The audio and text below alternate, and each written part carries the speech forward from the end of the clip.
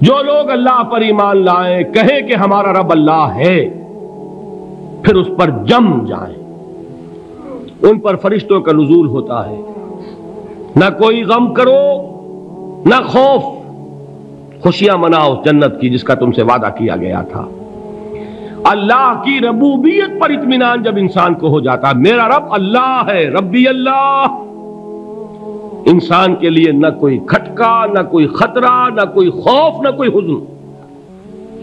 جو کچھ ہو رہا ہے کس کے اذن سے ہو رہا ہے؟ اللہ کے اذن سے۔ اللہ کے اذن کے بغیر پتہ تک نہیں ہلتا۔ یہ کوئی اندھا بہرا مادہ نہیں ہے جس سے مجھے کوئی خوف ہو۔ اندھا بھینسا چلا آ رہا ہو اس سے تو ڈرنے کا ہر انسان کو ڈرنا چاہیے، نہ معلوم کس کو ٹکر مار دے۔ لیکن نہیں، اس کائنات کو چلانے والا ایک سمیع و بصیر خدا ہے، وہ جو میرا دوست ہے، میرا ولی ہے۔ اللہ ولی الذین آمنوا یخرجہم من الظلمات الی النور۔ اللہ اہل ایمان کا ولی ہے، ساتھی ہے، پشت پناہ ہے، مددگار ہے، حمایتی ہے۔ بتائیے جسے یقین ہو جائے کہ اللہ میرا مددگار، اللہ میرا محافظ، اللہ میرا پشت پناہ، اللہ میرا حمایتی، اس کے لیے کوئی خوف ہوگا؟ اس سے کوئی ڈر ہوگا؟ میں مثال دیا کرتا ہوں ایک بہت سادہ، پنجاب کے دیہات کی۔ تو بڑا چودھری ہے اور کوئی غریب کسان ہے۔ اس غریب کسان کے جانوروں کو ہر وقت اندیشہ ہوگا چوری کا، کوئی میری بھینس کھول کر نہ لے جائے، کوئی میرا بیل کھول کر نہ لے جائے۔ لیکن جس کے بارے میں یہ سب کو معلوم ہو کہ وہ جو بڑا چودھری ہے وہ اس کا دوست ہے، اس کی بچیا کو کوئی خوف ہوگا؟ اس کی بھینس پر کوئی ہاتھ ڈالے گا؟ اسے کوئی اندیشہ ہوگا؟ نہیں۔ کیوں؟ کہ وہ بڑا چودھری، بڑا اس کا یہاں کا سردار، جاگیردار، سب کو معلوم ہے وہ میرا دوست ہے، کوئی میرے خلاف اقدام نہیں کر سکتا۔ اس دنیا میں یہ چھوٹی سی بات اگر آپ کے دلی اطمینان اور سکون کا باعث بن سکتی ہے تو ذرا تصور کیجئے۔ میں لفظ تصور استعمال کروں گا صرف اس لیے کہ اس کا ہم جس کو کہتے ہیں ادراک اور شعور کر نہیں سکتے، اگر کے ساتھ کر سکتے۔ اگر یقین ہو کہ اللہ میرا مددگار اور یقین ہو کہ اللہ ہر آن میرے ساتھ ہے، پھر کوئی خوف؟ کس کا خوف؟ کوئی شے اللہ سے بالا تر ہے؟ کوئی قوت اس سے زیادہ طاقتور ہے؟ کوئی اس کے ارادے کو بدلنے والا ہے؟ کوئی اس کی مشیت کے آڑے آنے والا ہے؟ یہی بات ہے جو حضور نے فرمائی، یہ ایمان کا حاصل ہے لب لباب، کہ دیکھو اچھی طرح اس بات کو ذہن نشین کر لو، اگر تمام انسان مل کر تمہیں کوئی نقصان پہنچانا چاہے نہیں پہنچا سکتے مگر جو کچھ اللہ نے لکھ دیا ہو، اور تمام انسان مل کر تمہیں کوئی نفع پہنچانا چاہیں نہیں پہنچا سکتے مگر وہ شے جو اللہ نے طے کر دی ہو۔ آپ پھر میں کہوں گا ذرا طاری کیجئے، اسے فرض کیجئے، اسے سوچئے، اگر اس حدیث پر ہمارا دل ٹھکا ہوا ہو تو کسی سے ڈر ہوگا؟ یہ مجھے نقصان نہ پہنچا دے، یہ میری رپورٹ خراب نہ کر دے، یہ میری انکریمنٹ نہ رکوا دے، یہ میرا یہ نہ بگاڑ دے، یہ میرے یہ نقصان نہ پہنچا دے۔ اس کا ڈر، اس کا ڈر، اس کا خوف، اس کی خوشامد، اس کے لیے جا کر طرح طرح سے اپنی عزت نفس کو ذلیل کروانا اس کے سامنے، یہ سب کچھ کیوں کرتا ہے انسان؟ جب سمجھتا ہے کہ اس کے ہاتھ میں میرا کوئی نفع ہے، اس کے ہاتھ میں میرے لیے کوئی ضرر ہے، یہ مجھے کوئی گزن پہنچا سکتا ہے، یہ مجھے کوئی نقصان پہنچا سکتا ہے، یہ میرا کوئی کام بنا سکتا ہے، یہ میری کوئی ضرورت پوری کر سکتا ہے، اسی کا نام شرک ہے۔ جہاں آپ نے یہ سمجھا کہ غیر اللہ کے اندر کوئی طاقت موجود ہے وہی شرک ہے۔ بتوں سے تجھ کو امیدیں، خدا سے نو امیدی، مجھے بتا تو صحیح اور کافری کیا ہے؟ شرک تو یہ ہے۔ جس پر بھی تمہیں یہ خیال ہے، کلمہ ہے یہ کلمہ سوم، لا حول ولا قوت الا باللہ، ذرا اس پر دل کو کبھی اگر آپ تصور کریں، پھر فرض کریں، دل ٹھک جائے، اس پر کوئی طاقت نہیں۔ یہی بات تھی جو شیخ عبد القادر جیلانی رحمۃ اللہ علیہ نے اپنی وصیت میں اپنے بچے سے کہی. 11ویں دینے والے ہیں، لیکن حضرت شیخ عبد القادر جیلانی کی وصیت اور تعلیمات کو کتنے لوگ ہیں کہ جانتے ہو؟ یہ جن مقامات تک پہنچے ہیں وہ کس چیز کی بدولت پہنچے؟ انہوں نے جو پیغام دیا وہ کیا تھا؟ اے میرے بچے، جس طریقے سے قرآن مجید میں حضرت لقمان کی نصیحتیں جو ہے نقل کر دی گئی ہیں، میں یہ عرض کروں گا بالفرض اگر قرآن حضرت عبد القادر جیلانی کے بعد نازل ہوا ہوتا تو شیخ عبد القادر کی یہ نصیحتیں بھی قرآن میں درج ہوتی. اتنی اونچی نصیحتیں ہیں. اے میرے بچے، اس حقیقت کو ذہن نشین کر لے، لا فاعل فی الحقیقت ولا مؤثر الا اللہ. اس کائنات میں نہ کوئی فاعل حقیقی ہے نہ مؤثر حقیقی ہے سوائے اللہ کے. کسی شے میں کوئی تاثیر نہیں اگر اللہ نہ چاہے. آگ جلا نہیں سکتی اگر اللہ نہ چاہے. پانی ڈبو نہیں سکتا اگر اللہ نہ چاہے. زہر ہلاک نہیں کر سکتا اگر اللہ نہ چاہے. کوئی چیز فائدہ نہیں پہنچا سکتی اگر اللہ نہ چاہے. تو در در پہ کیوں سر جھکاتے ہو؟ در در پر کیوں جبیں سائی کرتے ہو؟ سب کے سامنے کیوں ہاتھ پھیلاتے ہو؟ ایک اللہ سے مانگو. ایک اللہ کے سامنے زمین پر اپنی جبین رکھو. لا فاعل فی الحقیقت ولا مؤثر الا اللہ. نظر آتا ہے ہمیں کہ پانی پیاس بجھا دیتا ہے. پیاس بجھانے کی صلاحیت پانی میں نہیں ہے، اللہ کے اذن سے. کھانا بھوک مٹا دیتا ہے. بھوک مٹانے کی صلاحیت کھانے میں نہیں ہے، اذن رب میں ہے. دیکھیے یہی یقین تھا.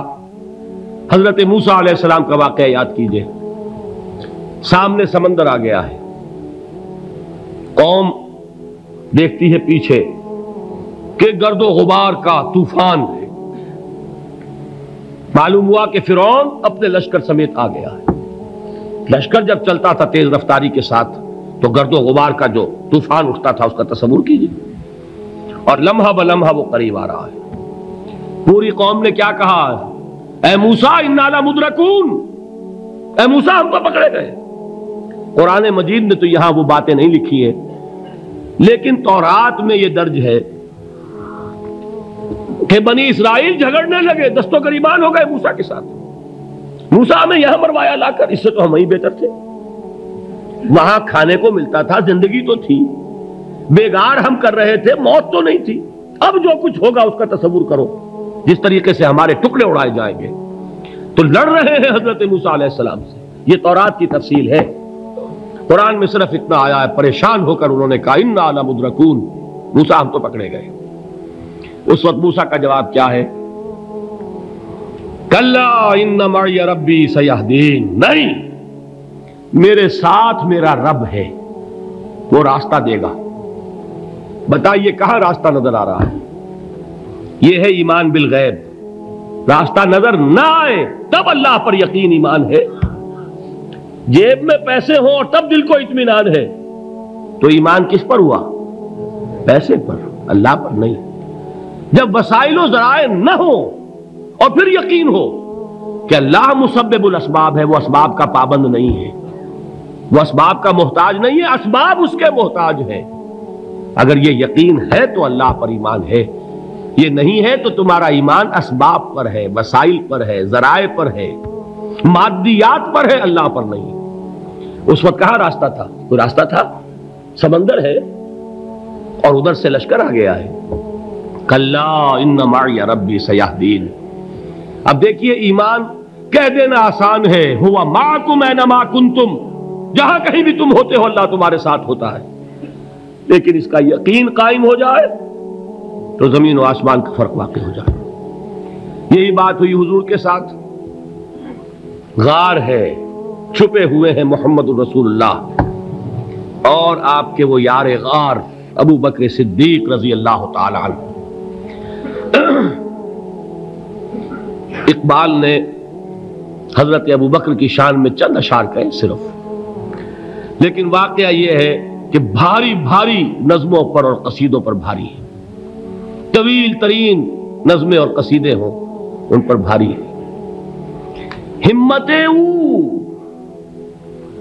ابو بکر کی ہمت جو ہے کشت ملت را چو ابر، جیسے بارش سے کھیتی اپجتی ہے، ابو بکر کی ہمت اور عزیمت اس امت کو اسی طرح سینچنے والی ہے۔ ثانیے اسلام و غار و بدر و قبر، وہ دوسرے تھے اسلام میں، دوسرے پہلے کون تھے؟ انا اول المومنین، حضور فرماتے ہیں سب سے پہلا ایمان لانے والا میں، دوسرے ابو بکر۔ ویسے ہمارے ہاں یہ چلتا ہے اختلاف، حضرت علی پہلے ہیں کہ حضرت ابو بکر پہلے ہیں، لیکن اس میں بڑی خوبصورت تطبیق قائم کی ہے علماء نے، اور بہت صحیح ہے۔ چار کے بارے میں فیصلہ ہی مت کرو کہ کون پہلے ہے، ان کی ایک عجیب تقسیم کر دی ہے۔ آزاد مردوں میں، بالغ مردوں میں سب سے پہلے ابو بکر، بچوں میں سب سے پہلے علی، خواتین میں سب سے پہلے خدیجہ، اور غلاموں میں سب سے پہلے زید ابن حارثہ۔ بڑی پیاری تقسیم ہے، یہ چاروں ہی پہلے ہیں، ہر ایک کے لیے اولیت ہے۔ اور واقعہ یہ ہے کہ اگر زمانی اعتبار سے تعین ہوگا تو پہلے خدیجۃ الکبریٰ آئیں گی رضی اللہ تعالی عنہ، کسی اور سے بات کرنے کی نوبت بعد میں آ سکتی ہے، پہلے تو اہلیہ محترمہ سے بات ہوئی، آتے ہی پہلی وحی ہوئی ہے، ابھی تبلیغ کا حکم نہیں تھا، کس کو بتایا واقعہ؟ ابھی اپنی نبوت کی تبلیغ کا تو حکم ہی نہیں آیا، واقعہ کس کا ہے؟ وہ خدیجہ کا ہے۔ جب کہا ہے کہ خشیت علی نفسی، مجھے اپنی جان کا اندیشہ ہے، تو کیا جواب دیا خدیجہ نے رضی اللہ تعالی عنہا؟ وہ صدیقۃ الکبریٰ ہے، صدیقات جو ہے خواتین ان میں چوٹی پر خدیجۃ الکبریٰ ہے رضی اللہ تعالی عنہا، اور صدیق جو مرد ہیں ان میں صدیق اکبر ہے ابو بکر صدیق رضی اللہ تعالی عنہ، لیکن صدیقات میں چوٹی پر۔ جب حضور نے فرمایا خشیت علی نفسی، کیا فرمایا، کیا عرض کیا، کیسے تسلی دی؟ نہیں نہیں، اللہ آپ کو ضائع نہیں کرے گا، آپ غریبوں کے ہمدرد ہیں، آپ مساکین کے تکالیف رفع کرنے والے ہیں، آپ بیواؤں کی سرپرستی کرتے ہیں، آپ مسافروں کی خدمت کرتے ہیں، اللہ آپ کو ضائع نہیں کرے گا، یہ یقین ہے اس خاتون کے اندر۔ خیر وہ ایک علیحدہ بات ہو جائے گی۔ میرے دل پر حضرت خدیجہ رضی اللہ تعالی عنہ کی شخصیت کا بڑا گہرا نقش ہے، جو وہ کوئی اور ہی وقت اور موقع ہوا تو بیان ہوگا۔ بہرحال اقبال نے ایک مصرے میں جو چار اولیتیں جمع کر دی ہیں، ہمتیں او کشت امت را چو ابر، ثانی اسلام و غار و بدر و قبر۔ اسلام میں حضور کے بعد پہلے کون؟ ابو بکر۔ غار میں حضور کے ساتھ کون؟ ابو بکر۔ بدر کی رات اللہ کا رسول سربسجود، وہ جھاڑ، وہ گھاس پھوس کی جو جھوپڑی بنائی گئی تھی، اور وہاں تلوار ننگی لے کر پہرا دینے والا کون؟ ابو بکر۔ اور اس حجرہ عائشہ میں محمد کے بعد سب سے پہلے دفن ہونے والا کون؟ ابو بکر رضی اللہ تعالی عنہ وصلی اللہ علیہ وسلم۔ وہ جو معاملہ میں سنا رہا تھا غار ثور کا، حضرت ابو بکر بھی حضور کے خیال سے لرز گئے ہیں۔ آپ کو یاد ہوگا کہ جا کر پہلے تمام جتنے سوراخ تھے انہیں بند کیا ہے، ایک سوراخ رہ گیا تھا جس کو بند کرنے کے لیے کوئی کپڑا نہیں تھا، وہاں اپنی ایڑی رکھی ہے، تب کہا ہے حضور سے تشریف لائیے، اور اپنے زانو پر حضور کو لٹایا ہے، اور وہاں کسی موذی جانور نے کاٹا ہے، حضور کی آنکھ لگ گئی تھی، اس وقت اس بل کے اندر جو بھی بچھو ہے کیا ہے واللہ عالم، اس نے کاٹا ہے، اس کی تکلیف کی وجہ سے ابو بکر کی آنکھوں سے آنسو ٹپک گئے، حضور کے چہرے مبارک پر پڑے ہیں، تو حضور جاگے ہیں، معاملہ کیا ہے؟ ایڑی نہیں ہٹائی وہاں سے، مبادا وہ جانور وہاں سے نکل کر محمد الرسول اللہ کو کوئی گزن پہنچا دے، ابو بکر کی ایڑی ہے، جس طرح چاہے کھا لے، ختم کر دے، جان نکل جائے تب کوئی آنچ آئے، محمد پر تو آئے، لیکن جیتے جی نہیں۔ وہ ہے ابو بکر۔ حضور کے خیال سے اس وقت حضور نے پھر اپنا لعاب دہن لگایا ہے، اور اس سے پھر آپ کی تکلیف ختم ہوئی۔ جیسے خیبر میں حضرت علی کی آنکھ دکھ رہی تھی، اس کو جو شفا حاصل ہوئی ہے وہ بھی حضور کے لعاب دہن سے ہوئی۔ تو بہرحال اس وقت انہوں نے کہا ہے کہ اے نبی یا رسول اللہ، اگر اس وقت ان میں سے کسی نے غیر ارادی طور پر بھی اپنے قدموں کی طرف جھانک لیا تو پکڑے جائیں گے۔ کیا جواب تھا اللہ کے رسول کا؟ لا تحزن ان اللہ معنا، اللہ ہمارے ساتھ ہے، کیوں گھبراتے ہو ابو بکر؟ یہ ہے ایمان باللہ، میرا مالک اللہ، میرا رازق اللہ، میرا محافظ اللہ، میرا مددگار اللہ، میرا پشت پناہ اللہ، میرا دوست اللہ۔ یہ دوستی ہے اللہ کی جو لب لباب ہے، حاصل ہے ایمان کا، اسی کا نام ولایت ہے۔ اولیاء اللہ کے سروں پر سینگ نہیں ہوتے، جس کے دل میں ایمان راسخ ہو چکا ہو وہی اللہ کا ولی ہے، جسے اللہ پر یقین ہو چکا ہے وہی اللہ کا ولی ہے، جسے یقین ہے اللہ میرے ساتھ ہے، میرا مددگار، میرا پشت پناہ، میرا ساتھی، میرا دوست، میرا محبوب، میرا محب۔ اللہ اہل ایمان سے محبت کرتا ہے۔ واللہ یحب الصادقین، ان اللہ یحب الذین یقاتلون فی سبیلہ صفا کانہم بنیان مرصوص۔ اللہ محبت کرنے والا، اہل ایمان محبوب، اور اہل ایمان محبت کرنے والے اللہ محبوب۔ والذین آمنوا اشد حبا للہ۔ آپ تصور کیجئے جسے یہ رشتہ ایمان یا رشتہ ولایت حاصل ہو جائے،